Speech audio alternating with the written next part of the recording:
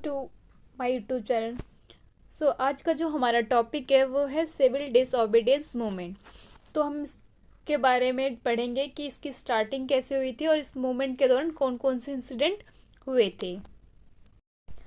Background of movement.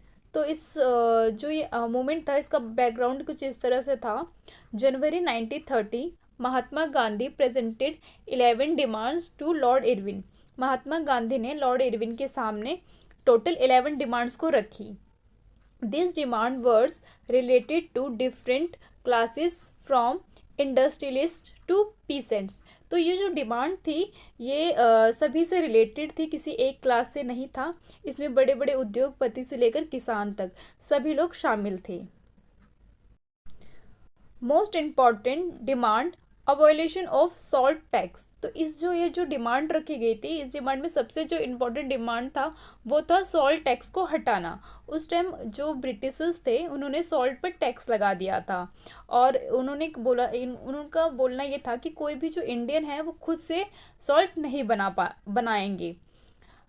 Next, lord Irwin was not willing to negotiated. जब महात्मा गांधी ने Lord Irwin के सामने ये शर्त रखी कि सॉल्ट से टैक्स हटा लिया जाए, तो लॉर्ड इरविन इसके लिए नहीं माने। उन्होंने इसमें कोई भी नेगोशिएशन नहीं किया। Beginning of salt march on 12 मार्च 1930। तो इस तरह 1930 को मार्च में जो सॉल्ट मार्च की स्टार्टिंग होती है। 6 अप्रैल 1930 the breaking of salt law by manufacturing salt by boiling sea water। तो 6 अप्रैल 1930 को महात्मा गांधी समुद्र के किनारे जाकर खुद से नमक बनाकर नमक कानून को तोड़ते हैं, क्योंकि उस टाइम खुद से आप नमक नहीं बना सकते थे। ऐसे में महात्मा गांधी ने खुद से नमक को बनाया और उस टाइम का जो सॉल्ट लॉ था उसको तोड़ दिया।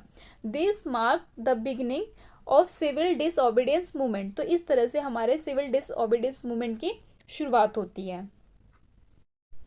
Reaction of British governments. तो इस मूवमेंट जो चल रहा था, ये मूवमेंट, इसमें ब्रिटिश गवर्नमेंट का क्या क्या रिएक्शन था। तो first, arresting to Congress leaders one by one. तो इन्होंने क्या किया, जो ब्रिटिशर्स थे उन्होंने क्या किया, जितने भी लीडर्स थे कांग्रेस के उन सबको गिरफ्तार करना शुरू कर दिया। सेकंड, पीसफुल सत्याग्रह वर अटैक्ड। जो लोग सत्याग्रह पे बैठे थे, जो शांतिपूर्ण तरीके से धरना दे रखा था जिन लोगों ने, उन पे अटैक करना शुरू कर दिया गया। Third, policy of brutal repression. तो उन्होंने ऐसी नीति को अपनाया जिससे लोगों को मारा पीटा, उनके साथ क्रूरतापूर्ण व्यवहार किया। Women and children one beaten. औरतें और बच्चों को मारा गया, पीटा गया। Around 1 lakh arrested. 1 लाख लोगों को अरेस्ट करके जेल में डाल दिया गया। तो ब्रिटिश गवर्नमेंट का ऑल ओवर रिएक्शन ये था, उन्होंने जितना हो सके लोगों पे अत्याचार करने शुरू कर दिए, लोगों को जेल में डालना शुरू कर दिया। Main events. तो ये जो मूवमेंट था इसके दौरान कौन कौन से इवेंट्स हुए। First, breaking of salt law in different part of the country. Country के अलग अलग पार्ट में सॉल्ट लॉ को तोड़ा गया। Second, boycott of foreign goods. जितने भी विदेशी वस्तुएं थी उनको बॉयकॉट किया गया, बहिष्करण किया गया उन सब वस्तुओं का। Third, picketing of liquor shops.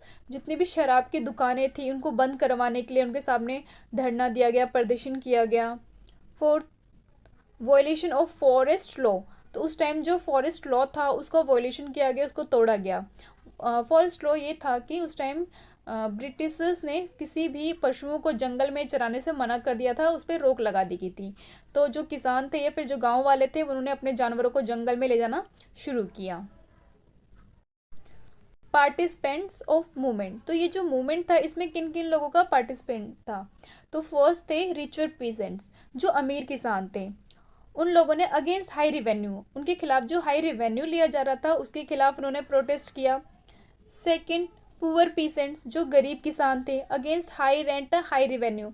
वो लोग भी अपने खिलाफ जो हाई रेंट लिए जा रहे थे, जो रिवेन्यू लिए जा रहे थे उसके खिलाफ उन्होंने भी इस मूवमेंट में बढ़ चढ़ कर भाग लिया।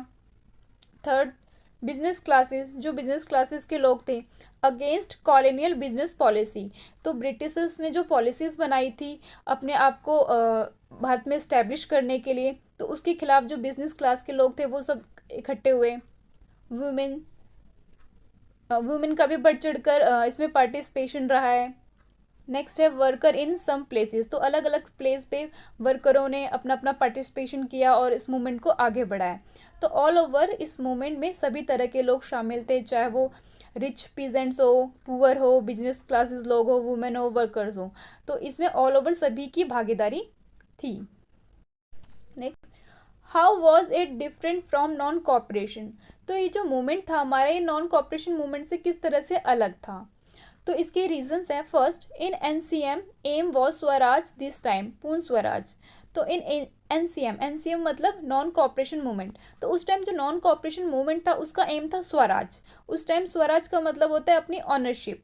तो उस टाइम सिर्फ हमारा एम क्या था, स्वराज। और इस टाइम जो मूवमेंट चलाया गया था इसका एम था पूर्ण स्वराज, कि हमें अब अपने कंट्री पे पूरी तरह से अपनी ऑनरशिप चाहिए। सेकेंड है, in NCM breaking law was not involve. तो उस टाइम जो नॉन कॉपरेशन मूवमेंट चलाया गया था उसमें ये नहीं था कि हम किसी भी तरह का कोई लॉ तोड़ेंगे, but this time breaking of laws, जो इस टाइम जो हमने सिविल डिसओबीडियंस मूवमेंट चलाया था उसमें हमने लॉज को तोड़े, जैसे कि हमने इसमें सॉल्ट लॉ को तोड़ा।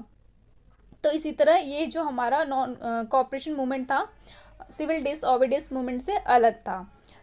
तो ये जो हमारा मूवमेंट है सिविल डिसओबीडियंस मूवमेंट, इसमें जो था टोटल इस तरह से हमारा चलता है और इसमें सभी लोग का पार्टिसिपेशन होता है, सभी लोग भागीदारी देते हैं। और वीडियो कैसी लगी आपको ज़रूर बताना। अच्छी लगी तो please like and subscribe. Thank you for watching.